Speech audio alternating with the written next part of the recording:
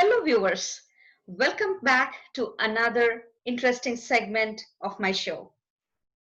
After the Ebola outbreak, Bill Gates had predicted about a pandemic scenario in near future, which was going to be the biggest and the worst global enemy.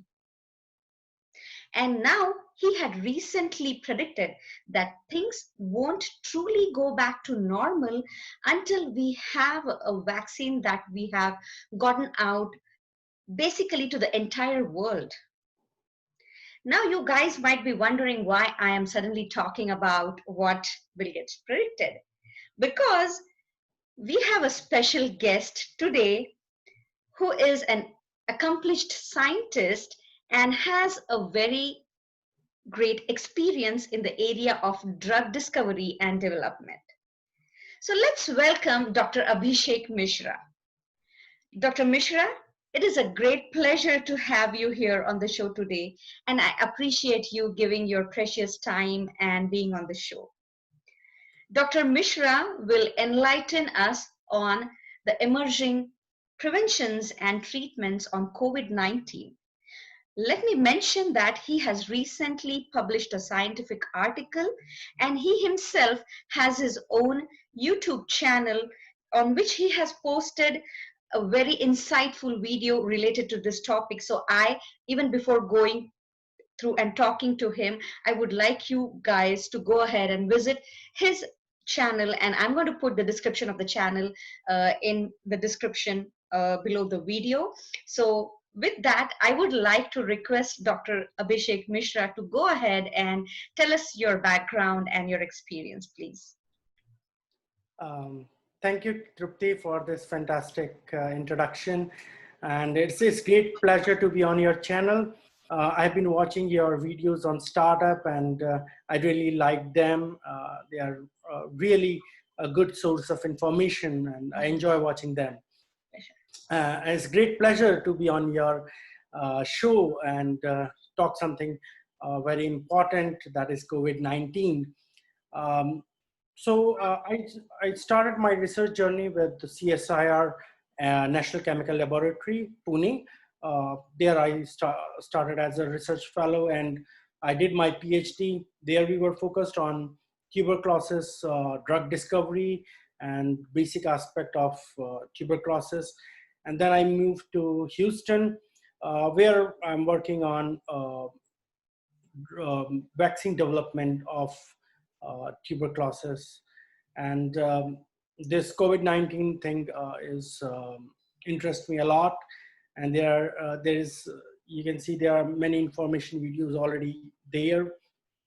And some of these emerging drugs which are already there in clinical trials and doing wonderful in treating COVID patient. So basic idea of the paper you already mentioned was to compile all these drugs which are in clinical development and what their mechanism of action, how they work. Good. That's an excellent background. So how closely is your research related to infectious diseases? So as I said, currently I'm involved in vaccine development. So we have multiple vaccine candidates which are in bacterial vaccines as well as viral vaccine. Mostly they are tuberculosis vaccine which we work. And vaccines are very important, as you know that everybody is searching for COVID-19 vaccine, and it takes a lot of time. But as the pandemic situation is arising, there's lots of pressure on scientists, right, also regarding this. Right. And we hope that once we get a vaccine for COVID-19, things will be much more stabilized than they are right now. Currently. Great, that's true. We really need the vaccine out as soon as possible. And I know people like you are taking untiring efforts to get the vaccine out as soon as possible. So, could you please tell me what are the stages involved in a COVID-19 drug development, and how can repurposing the existing drugs help find the cure sooner? Yeah, sure. Can you allow me to share my screen? Absolutely. I just want to show you two, three slides and just briefly summarize this with you. Sure. So, can you see that? Yes.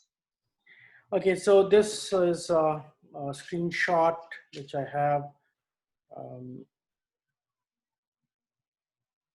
regarding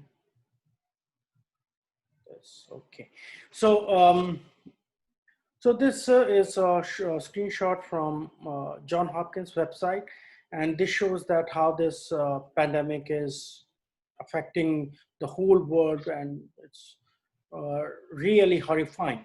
Yes.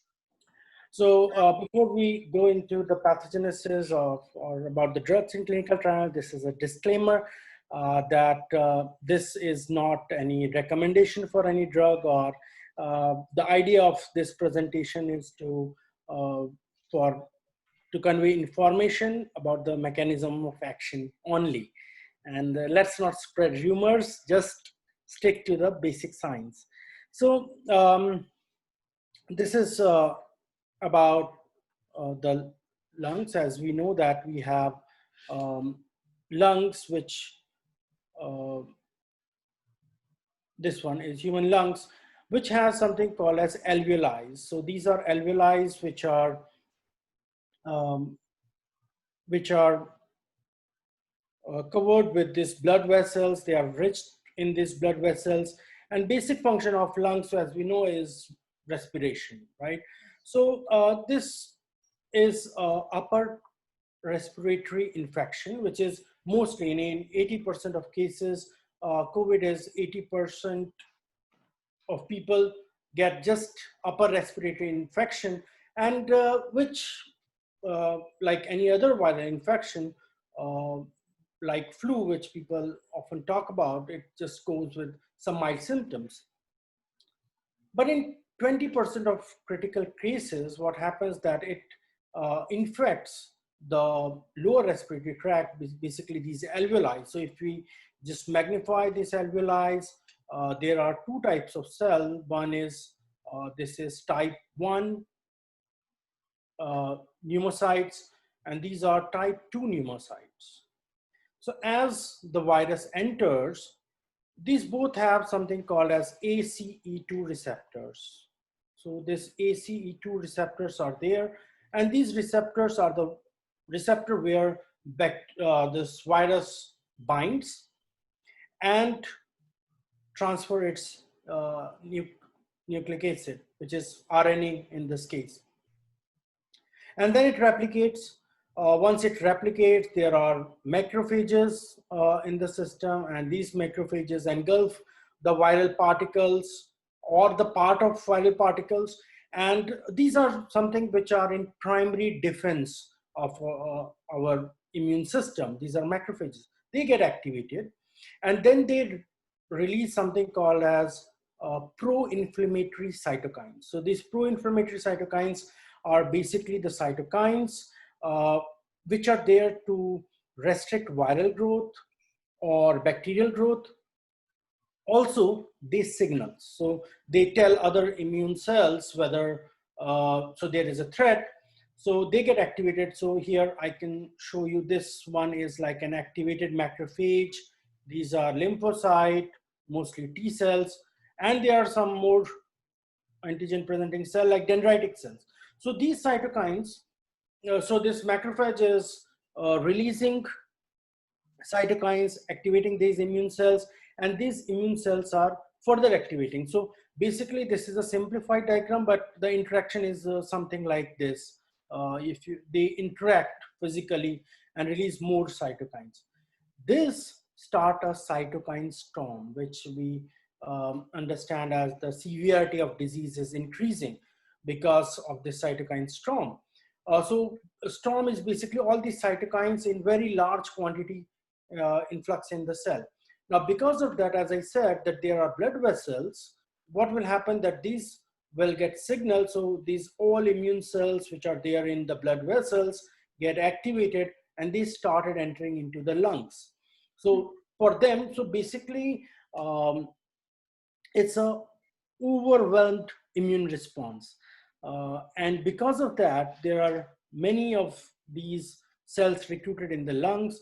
And as basic chemistry, you know that if there would be more solids entering, and then there would be water which will squeeze out. And so that's what happened here. And this is a kind of jelly-like layer formation. You can see the lungs is a bit shrunk, and this is the condition which we call as ARDS, in which we have acute respiratory distress syndrome.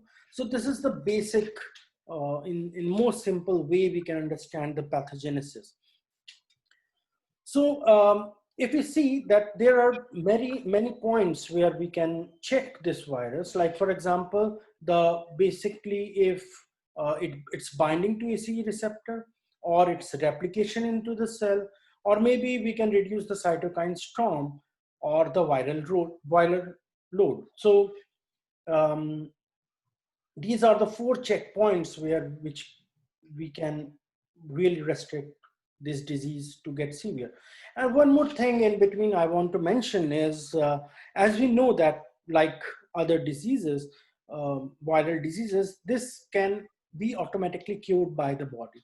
So even in some mild symptom, if it is taken care that that the overwhelmed immune response is not there, most of cases will not be as critical. And you can see around the globe, situation is getting better because we have more information about COVID-19.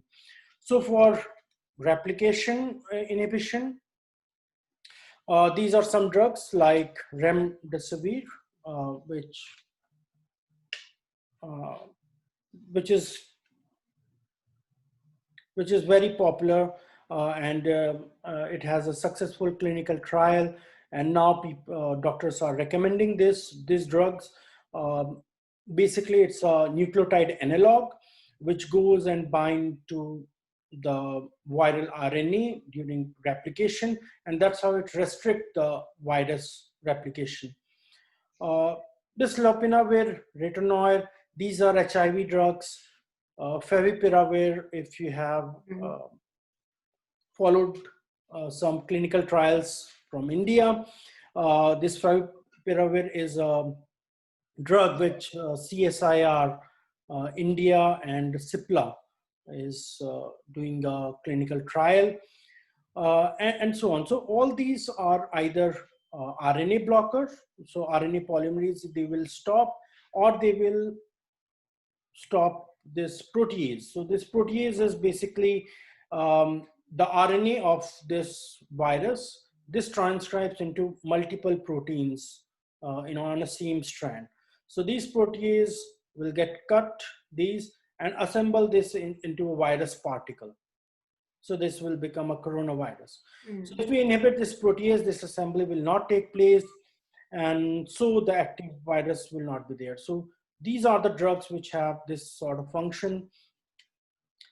Next is another very popular one, unfortunately didn't work that well, is like aminoquinolones, which is like hydroxychloroquine category, which have other function. Basically, they are malaria drugs, but they could also block virus binding to ACE receptor. Similar way, these are other drugs which are also inhibit binding of virus to ACE2 receptors. You must have heard about that the blood pressure and heart diseases patients, they are more prone to it. There is a hypothesis that these patients have a higher number of ACE2 receptor than the normal people. So the drugs which are used to control BP or some of the heart diseases, even diabetes, like metformin, they also go and bind to ACE2 receptor, and that's how they can also stop this. Currently, as per my information, there is no clinical trial for metformin or blood pressure related drugs, but because they have multiple targets, so you cannot use them as. But the idea is what we are getting is that it is one of the ACE2 receptor blocker. The other way is that even if the cytokine is increasing, if we can inhibit some of these pro-inflammatory cytokines like interleukin 1 beta or IL-6 or IL-17, we may reduce this storm. So the severity of disease can be reduced, and our body um, is already fighting against the virus, which will succeed if we can support that it don't get overwhelmed with this response. And so there is one more way in which we can affect is the severity of disease, like some of the steroids which are uh, used to make the lung contraction easier for the patients, or dilate this blood vessels. So these are also some of them. Particularly in UK, there is dexamethasone, which got a lot of success.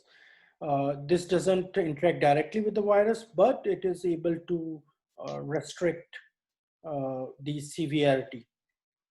And some viral inhibitors, which are like from our components of our immune system, like interferon alpha, beta, gamma, and they can restrict directly or maybe through a pathway.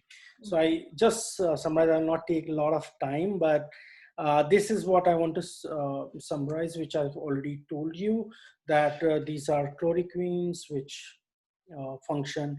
So basically in malaria, it increase endosomal pH. So because of this increase in endosomal pH, the fusion of phagosome is not take place, and because of that, the virus is restricted to some of the cells, and later it will be cleared by immune cells. And these are the RNA polymerase inhibitors, as I said, protease inhibitors, etc. Some of the broad spectrum drugs are also there, which are doing well, but we don't have a clear idea why this is there. Also, there are some specific to SARS-CoV drugs, but this will take a longer time.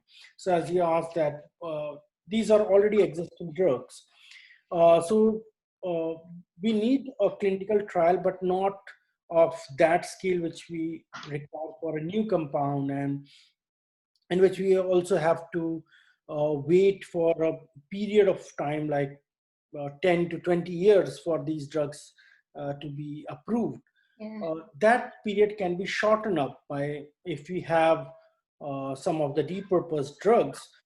This reduce the period. Also, we know already have lots of data regarding this drugs, but still, as you can see, that it takes months, even the repurposed drugs to come, and we need to be sure that they don't have any adverse effect, or they don't adverse the disease. Similarly, these are like we talked about ACE receptors. These are some pathway which are downstream of that signaling, like RAS or JAK-STAT, and their inhibitors are also quite successful. So with this, I want to finish my presentation, and I will happy to take up questions Sure. regarding this. Sure. Thank you, and stay safe. Would you? Yeah. Yes. Thank you very much. That was an excellent presentation with so many details and in such a short time, and a lot of common people like me who really don't have a background in that field have really understood a lot of things. But as you mentioned, vaccines or any drugs are going to take some time before it reaches out to every person. So it's actually still becomes a personal responsibility to follow the CDC guidelines, follow social distancing, uh, Absolutely. yeah, use face masks, and as Pihu's video says, discard the PPE or the face masks thoroughly so that you don't generate any biohazard waste. Yes. Yes. Yes, So, that's a very important thing which we can do right now, and we have seen decline in cases by just by social distancing and wearing masks. Uh, we can uh, we can actually control the COVID-19 cases. We cannot burden our hospitals, and that is the thing which people are worried about.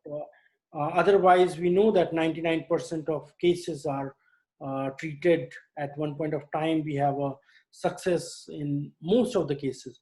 But if the hospitals are overwhelmed, there could be bad consequences, not only in COVID-19, but for other diseases. Um, I have an interest in tuberculosis also, and which we have seen a lot of deaths. yeah, Unfortunately, due to tuberculosis is happening because they are not getting their therapies on time, right. which could be a major burden in underdeveloped and developing countries, which this COVID-19 can cause for the other infectious diseases Right, which right. are there. Yeah. So, do you have any COVID-19 myths you have come across, and do you want to myth bust them? There are many actually. Every day we saw something is there, and it turned out to be a myth. Even some of the scientific discoveries are debunked every week. Um, one of one of the thing which you already mentioned, that uh, covering your face, uh, following CDC guidelines is one of the best way of doing it. I came across one of this is that the alcohol consumption of alcohol can reduce COVID-19. I mean, well, there is 2 points, which, and again, it is my opinion, and um, it's like that. If you are too much stressed, consumption of alcohol may relax you, but it will not do anything with COVID-19, of course, because um, for virus sanitization, there is around 70 to 90% is the limit of alcohol, and the beverages which are there, they are, I think, 30 to 40%, which will not affect the virus, but it may reduce your stress and you can feel well. That's good, but you should not feel too well and go out partying in a pub or something. Then it will adverse the thing. But of course, these are myths that consuming alcohol can anyway help you in that. Same way about that particular country people are less Ethnic affected, groups, yeah. or groups or the races. So we don't have any solid data for it. And as you see the map I showed in the beginning, that each and every country is affected very badly. Some may be on different timelines. Even in same country like USA. So in New York, it was worse in March, but now it is hitting Texas and the southern states where temperature is higher. This was also a myth that at higher temperature these virus may not replicate, but it's pretty hot here in Texas, but still it is. The cases are rising.